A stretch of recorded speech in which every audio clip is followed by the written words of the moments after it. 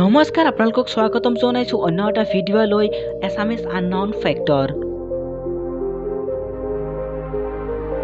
আপুনি বাৰু কেতিয়াবা ভাবেনে মকৰাই কামুৰিলে আপোনাৰ কি হ'ব? আপুনি বাৰু জানেনে মকৰাই কামুৰিলে কি হয়?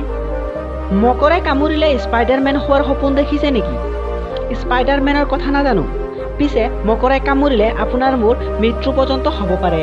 সেই কথা আপুনি জানেনে? আপুনি যদি ভাৰতবৰ্ষৰ বাসিন্দা তেনেহলে এই স্থলত আপুনি বহুতো ভাগ্যৱান, কিয়নো ভাৰতত পোৱা মকৰাসমূহ বেছিভাগেই বিষাক্ত নহয়।